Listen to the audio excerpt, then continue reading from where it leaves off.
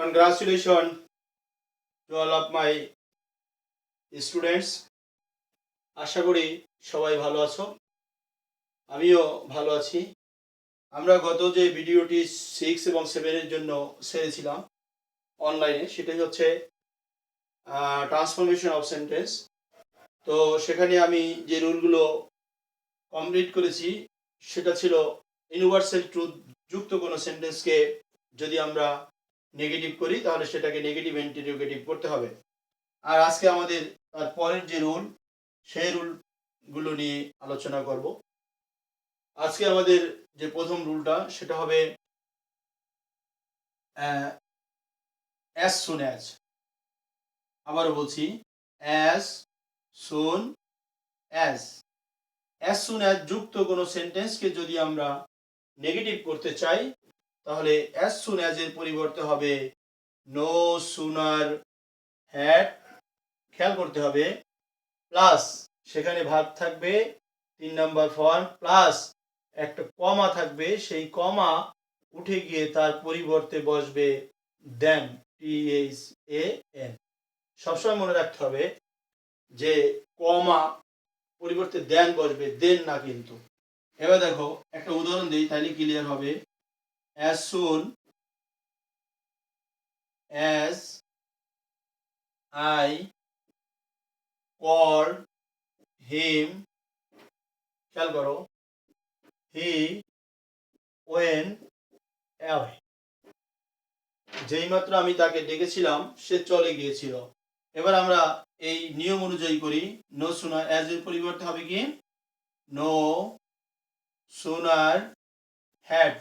তারপর দেখো ভার্বের 3 নম্বর ফর্ম বসাই দিই। নো সুনার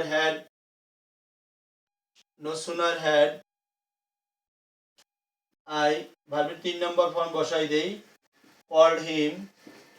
দেখো এবার কমা উঠে গিয়ে কি বসবে দেন, আমরা দেন বসাই দেই, দেন হি ওয়েন্ট অ্যাওয়ে।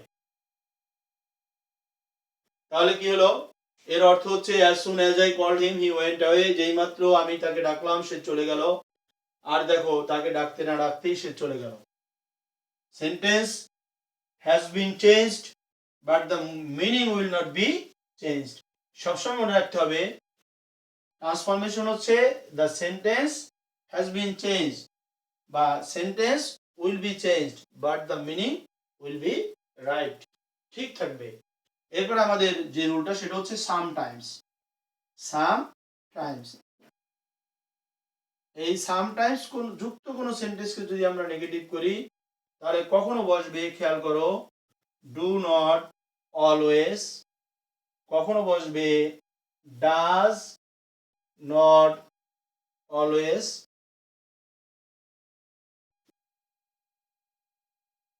আর কখনো বসবে ডিড নট অলওয়েজ।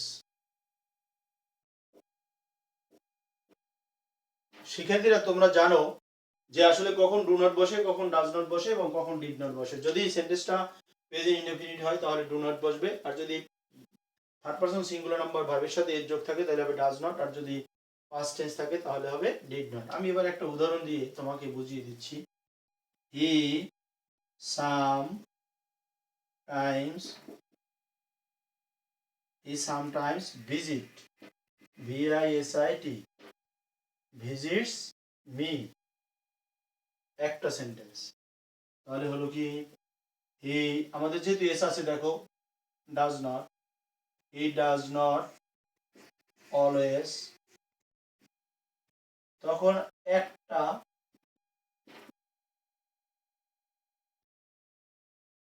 ভার্বের, তখন ভার্বের কি এস আর থাকবে না, কারণ এখানে আমরা ডাজ নট লিখেছি। কারণ তুমি যদি এখানে ডু নট, ডিড নট এবং ডাজ নট এরপরে সবসময় ভার্বের বেস ফর্ম হয়, অর্থাৎ ভার্বের প্রেজেন্ট ফর্ম হয়, আর এস তো আসেই না কারণ এস তো এখানেই চলে গেছে।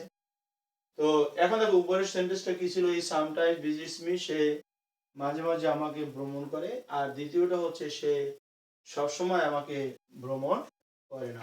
মজার ব্যাপার। এবার যদি এখানে ভিজিটেড থাকতো তাহলে এখানে ডিড নট অলওয়েজ হতো, ভার্বের 1 নম্বর ফর্ম, সবসময় ভার্বের 1 নম্বর ফর্ম হতো, সবসময় ভার্বের 1 নম্বর ফর্ম হতো। খেয়াল করো, যদি এখানে আই সামটাইমস ভিজিট হিম থাকতো তাহলে কি হতো? ডু নট অলওয়েজ হতো। আশা করি বুঝতে পারছো। আচ্ছা, আমরা এরপর চলে যাই আমাদের যে দ্বিতীয় বিডি, এর পরের যে রুলটি সেটা হচ্ছে অ্যাজ অ্যাজ যুক্ত কোনো সেন্টেন্সকে, দেখো অ্যাজ অ্যাজ যুক্ত কোনো সেন্টেন্সকে যদি আমরা নেগেটিভ করি তাহলে প্রথম অ্যাজ এর পরিবর্তে হবে নট লেস, আর যে দ্বিতীয় অ্যাজ থাকবে তার পরিবর্তে হবে দেন, টিএইচ এ এন। প্রথম অ্যাজের পরিবর্তে নট লেস, দ্বিতীয় অ্যাজের পরিবর্তে দেন। একটা উদাহরণ দিই, দেখো he is as strong as you. সে তোমার মতোই শক্তিশালী। এবার আমাদের নিয়ম অনুযায়ী he is not less strong then you. দেখো সেন্টেন্সটা কি, সে, এর অর্থ হচ্ছে কি he is as strong as you, he is not less strong then you. এর অর্থ হচ্ছে সে তোমার মতো শক্তিশালী, এর অর্থ হচ্ছে সে তোমার চাইতে কম শক্তিশালী নয়, তার মানে একই শক্তিশালী। আচ্ছা, এরপরে আমরা চলে যাই আমাদের পরের যে রুলটা আছে সেটাই, সেটা হচ্ছে টু টু, মোস্ট ইম্পর্টেন্ট একটি রুল। টু টু যুক্ত সেন্টেন্সকে নেগেটিভ করতে হলে প্রথম টু এর পরিবর্তে হবে সো, আর যে দ্বিতীয় টু থাকবে তার পরিবর্তে হবে that plus subject plus can not, oblique যদি পাস্ট টেন্সে থাকে তাহলে হবে কি could not plus V on plus বাকি অংশ, ভি অন প্লাস বাকি অংশ। আচ্ছা, এবার আমরা একটা উদাহরণ দিই, দেখো he is too weak to walk. এবার দেখো আমাদের নিয়ম অনুযায়ী প্রথম টু এর পরিবর্তে সো লিখে দিই আমরা, ইজ সো উইক। দ্বিতীয় টু এর পরিবর্তে subject plus can not, that subject হচ্ছে হি, এখানে যেহেতু দেখো ইজ আছে এই জন্য হবে ক্যান নট, যদি ভার্বের পাস্ট ফর্ম থাকতো অথবা ওয়াজ থাকতে তাহলে হতো could not, he can not walk. আবার বলছি, দেখো এই যে সেন্টেন্সটার মধ্যে is so weak that he can not walk, যদি এখানে পাস্ট টেন্স থাকতো ওয়াজ তাহলে এখানে হতো কি কুড নট ওয়াক। বুঝতে পেরেছো? অর্থ কি দেখো, he is too weak to walk, হাঁটার জন্যই খুব দুর্বল, হাঁটতে পারে না। He is so weak that he can not walk, সে এতই দুর্বল যে সে হাঁটতে পারে না। আচ্ছা, এরপরে আমাদের পরের যে রুল সেটা, যদি অ্যাফার্মেটিভ সেন্টেন্সে যদি মেনি থাকে, many M A N Y, এই মেনি থাকলে হবে নট ফিউ। মেনি থাকলে হবে কি not a few, not a few, খেয়াল করো। আর যদি ফিউ থাকে এফ ই ডাব্লিউ তাহলে হবে নট মেনি। আর যদি মাস থাকে মাস তাহলে হবে নট এ লিটল। আর যদি লিটল থাকে তাহলে হবে নট মাস। আশা করি বুঝতেছো। মেনি থাকলে নট এ ফিউ, ফিউ থাকলে নট মেনি, মাস থাকলে নট এ লিটল, লিটল থাকলে নট মাস বসবে। এবার আমি এখানে এই বিষয়ে দিয়ে একটা উদাহরণ দিই, খেয়াল করো। হি হ্যাজ মেনি ফ্রেন্ডস, একটা, তাহলে কি হলো he has not a few friends. আশা করি বুঝতে পারছো। Has many friends not a few friends, তার অনেক বন্ধু আছে তার কম বন্ধু নেই। তারপরে মাস দিয়ে একটা উদাহরণ দিই, দেখো there is much, MUCH much water in the pond, পুকুরে অনেক পানি আছে। তাহলে কি হবে দেখো, দেয়ার ইজ, মাছ থাকলে কি not a little, not a little, তারপরে যা আছে তা, water in the pond, there is not a little water. দেখো আশা করি সবাই বুঝতে পারছো, এখানে হচ্ছে there is much water in the pond, পুকুরে পর্যাপ্ত পানি আছে, আর নেগেটিভ হচ্ছে there is not a little water in the pond, পুকুরে কম পানি নেই, তার মানে অনেক পানি আছে। সবসময় always I will request to all of my students always remember that transformation has an interesting meaning. The sentence has been changed by us, but the meaning will be right. সেন্টেন্সটা পরিবর্তন হবে কিন্তু, বা সেন্টেন্সটি আমাদের দ্বারা পরিবর্তন করা হবে কিন্তু তার মিনিংটা পরিবর্তন হবে না। এদিকে বারবার খেয়াল রাখতে হবে, তাইলেই আর ভুল হবে না। তুমি যদি সেন্টেন্সটা করার পরে একটু খেয়াল করো যে আমি কি লিখলাম, তার অর্থ কি দাঁড়ায়, তাহলেই বুঝবা যে এই সেন্টেন্সটা আমার হয়নি। আমাদের আজকের প্রায় নিয়ম আমরা শেষের পর্যায়ে, একটা নিয়ম খালি বাকি আছে আমাদের, সেটা হচ্ছে দেখো এই নিয়মটা আগে মনে মনে পড়ো, আর যেভাবেই পড়ো আমার সাথে পড়ো, এটা পড়ে নিতে হবে।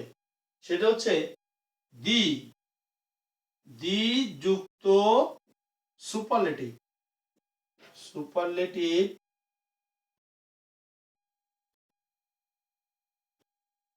সুপারলেটিভ সেন্টেন্সকে পজিটিভ, এই পজিটিভ করার যে নিয়মটা এইটা শিখতে হবে এই নেগেটিভ সেন্টেন্সটা করতে হলে। Number 1, no other, no other বসবে। নাম্বার 2, সুপার লেটিভের পরের অংশ বসবে, পরের অংশ বসবে, খেয়াল করো। নাম্বার 3, ভার বসবে। নাম্বার 4, অ্যাজ বসবে। নাম্বার 5, সুপারলেটিভের পজিটিভ ফর্ম বসবে। আর নাম্বার 6, আবার অ্যাজ বসবে। নাম্বার 7, সাবজেক্ট বসবে। আশা করি বুঝতে পেরেছো। এবার উদাহরণ দিলে আর একটু ক্লিয়ারলি বুঝতে পারবা। একটু আমরা উদাহরণগুলো একটু দিয়ে নেই, তাহলে বুঝতে পারবা যে হ্যাঁ সহজ। আচ্ছা, যদি এখানে থাকতো the boy is the best, is the best in our, ধরো স্কুল আছে, তাহলে আমরা বললাম কি, এই যে দি আছে সুপারলেটিভ যুক্ত সেন্টেন্স, আমরা প্রথমেই বসাবো কি, নো আদার, নো আদার। দেখো তারপরে কি, the boy is the best in our class, তাহলে দেখো the boy is the best in our class। এখন এখানে হচ্ছে সেন্টেন্সটাকে মানে একটু ঘুরাইয়া লেখলেই সুন্দর হবে তোমার জন্য বুঝতে। যেমন দেখো হি ইজ দ্য বেস্ট, এখানে যদি আমরা লিখে দিই বয়, তাহলে সেন্টেন্সটা সুন্দর হবে। দেখো he is the best boy in our class, তাহলে সুপারলেটিভের পরের অংশ কি আছে, no other boy in the বা ইন আওয়ার ক্লাস। এবার দেখো ভার্ব হচ্ছে কি, is, no other boy in our class is, তারপর বলছে অ্যাজ বসাতে, অ্যাজ, তারপর সুপারলেটিভের পজিটিভ ফর্ম, আবার অ্যাজ, তারপর হচ্ছে সাবজেক্ট। এবার দেখো এখানে তাকাও, লেখা আছে প্রথমে নো আদার, আমরা নো আদার বসাইলাম, তারপর বলেছে সুপারলেটিভের পরের অংশ, সুপারলেটিভের পরের অংশ হচ্ছে the boy in the class in our school, লিখলাম, বয় ইন আওয়ার ক্লাস। তারপরে হচ্ছে ভার্ব বসাইতে বলছে, এখানে ভার্ব আছে ইজ বসাইলাম, তারপরে অ্যাজ, তারপরে আবার এই সুপারলেটিভ এর পজিটিভ ফর্ম বসাইলাম, তারপরে অ্যাজ, তারপর সাবজেক্ট হি বসাইলাম। আরেকটা উদাহরণ আমি দেই তোমাকে।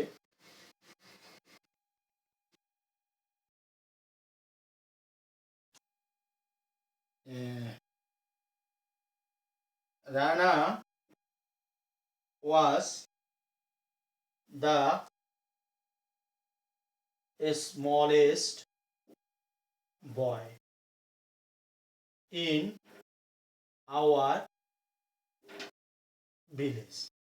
আচ্ছা, এখানে আমাদের তাহলে নিয়ম অনুসারে নো আদার লিখি আমরা, নো আদার, তারপরে কি ছিল, বয় ইন আওয়ার ভিলেজ, সুপারলেটিভের পরের অংশ বয় ইন আওয়ার ভিলেজ, তারপরে subject was, sorry verb was, দেখো no other boy in our village was, তারপরে এস, তারপরে এটার positive form small, as small, তারপরে আবার হচ্ছে কি অ্যাজ, তারপরে সাবজেক্ট হচ্ছে রানা।